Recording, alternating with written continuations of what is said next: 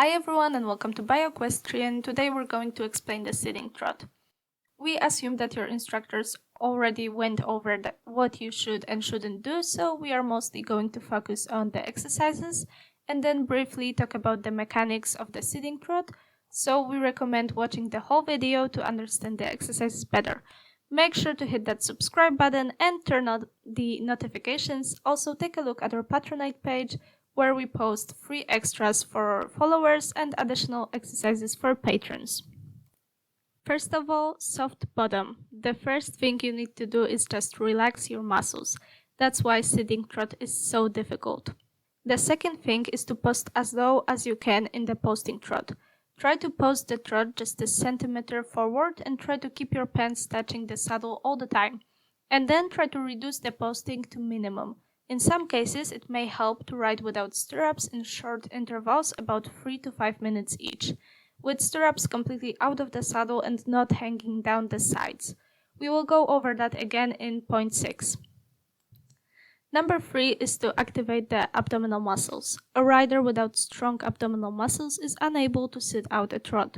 They will also most likely have troubles with sitting the canter. Pay attention to your abdominal muscles. The deep ones must simultaneously maintain your posture and work in each step of the way. The muscles in the lower part of your abdomen have a huge impact on your sitting trot, so you need to exercise them at home. 4. Post with just one hip. This is a small cheat but works wonders as an exercise. If you can't sit the trot and you've tried everything, try to post the trot with just one hip, preferably with the inside hip.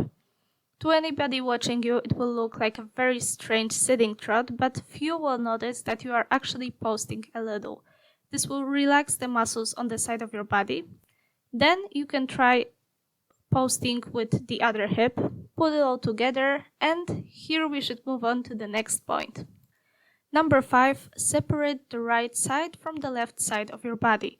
Try to make the left and right hip work separately and in sync with the steps of the horse's hind legs. This will feel a little wobbly at first, but with some time, as you learn to use your already trained abdominal muscles, will give a great effect. Number 6. When does it make sense to practice the sitting trot without stirrups? Instructors will often ask you to remove the stirrups and go into sitting trot. But this does not always lead to progress and sometimes in the exact opposite direction. The thing is, sitting trot without stirrups only makes sense when the following requirements are met. After a proper warm-up, so as not to injure a person's muscles and ligaments. Remember that the hips take a while to warm up. In a well-fitted saddle, first to the horse, only then you'll get a chance to put your center of gravity in the right spot and relax your muscles. And next, to the rider. Riding in a saddle that's too small or too big is like riding in shoes that are too small or too big. It's possible to do that, but why would you want to? We will discuss that more thoroughly at some point. If you happen to have a problem with fitting your saddle, feel free to send us an email. You can find our address in the description down below. We will do our best to help you figure out what's wrong. A stirrupless lesson only makes sense at a fairly young age. For adults, I would suggest more muscle-wise responsible forms of approach to the subject. It's easy to get a permanent injury here, like a tear in the muscle. And in short intervals, 3 to 10 minutes each. Prolonging this time will only make your muscles tense and make things worse.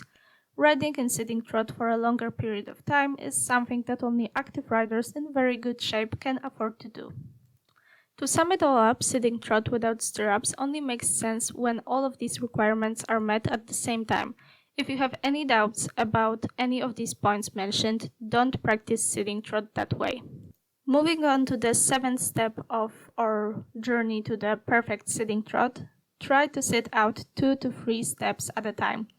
It's better to try to make 2 to 3 good conscious steps in sitting trot that will help you progress rather than a dozen weak steps hoping that it'll get better at some point. It'll be easier to ride sitting trot in a turn or a corner of your arena, especially a sharper, more square-like one, where the horse will have to step under itself and engage the hind end more. It's good if you can additionally slow down the rhythm, it will be more comfortable for you. Number 8 is to post as if you had no stirrups. This is our more muscle-wise responsible version of the stirrupless lesson. While posting, try to keep your pants touching the saddle at all times and move only 2 to 3 centimeters forward, and not even a bit upwards. This will change the muscle alignment, your approach to posting, and will improve your seat a lot. Let's move on to that second part of the video. What causes us to get launched out of the saddle? By understanding the mechanics, you can make progress much faster. Let's get back to our first point.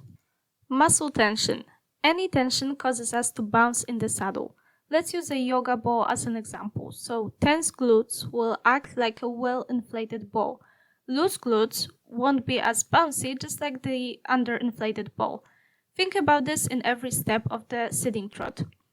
This issue does not only apply to the bottom, even though we are talking about the sitting trot.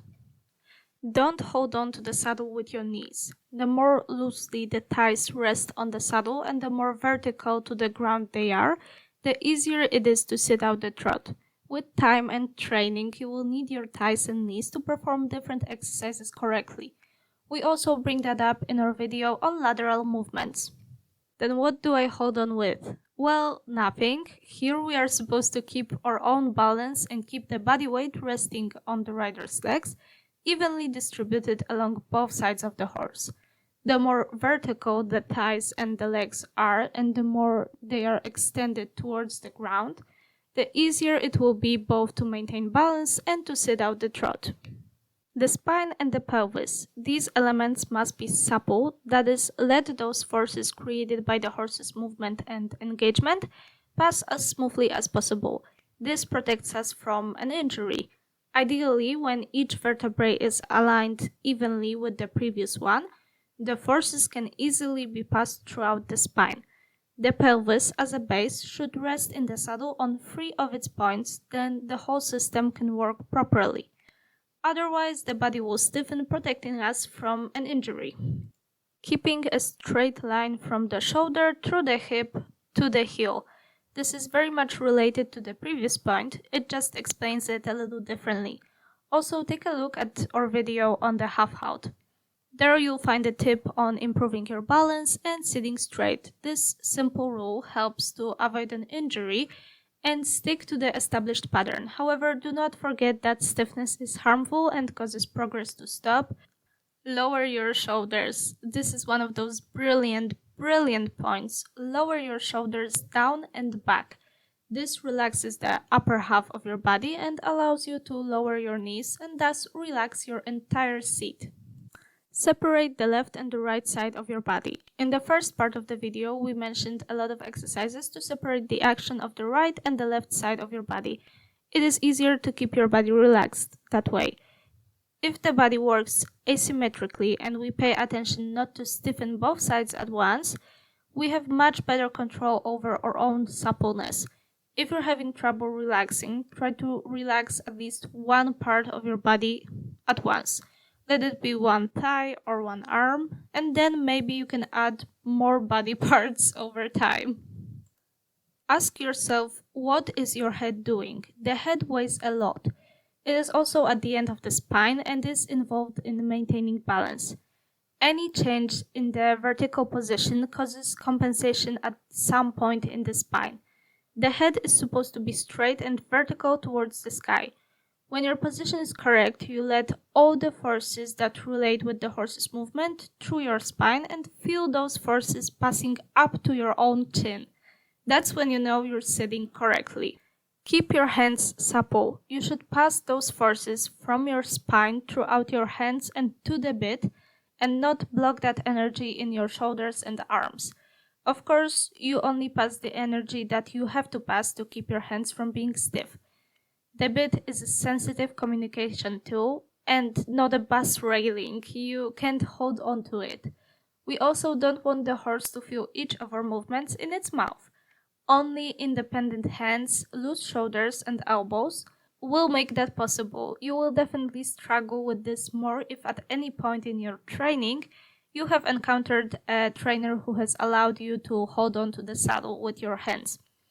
Pay attention that your hands and elbows move completely independently and cooperate with the horse's mouth. The correct impression of the movement of your seat is up and down. The movement of the hips altogether resembles running. Let's look at it more mechanically. After all, if you're running, you don't feel like your hips are moving back and forth. It should be the same while sitting a trot. If you have to move forward and backward in the saddle, then your body is still looking for balance. Hip movement is also an aid, and it would be nice not to take it away from yourself every step of the way. This is affected not only by your own balance, but also by the horse's balance and its ability to catch your body weight flexibly. So the sitting trot is much easier on an engaged and trained horse. Such a horse also demands much more from the rider, as it trusts that you'll be able to maintain a flexible and supple seat. He trusts that the rider will not stiffly jump up and down on his kidneys. This is where I encourage being responsible and fair towards the horse and aiming for a few good strides rather than a dozen average or poor ones. As per usual, we have prepared a little pro tip for you guys. The sitting trot is required for exercises, but the exercises are also required to make the sitting trot correct. To improve it, it's better to incorporate more difficult elements that require better control over their own body from the horse and the rider, rather than doing hours of seat-focused training that actually does very little. Separate the action of the legs and hands from each other and the right side of the body from the left, and your progress should be much faster. Also, check out our video on lateral movement exercises. Remember to hit that subscribe button for more, give us a thumbs up and leave a comment down below if you liked the video. Also, take a look at our videos on making progress and solving problems through exercises. Remember to enjoy your lessons and to exercise your seat on your own. We personally recommend Zumba and other dance classes to loosen up those hips. In addition, the better the horse moves and the more it engages the hind end, the more force our body has to absorb and pass through. So it's easier to sit the trot on a horse that has poor movement, and on the other hand, if you have to put more effort than you used to into sitting trot on your horse, then maybe he has acquired more physical capabilities during your training. That would be great actually. Remember, if you have any questions, message us on bioequestrian@gmail.com.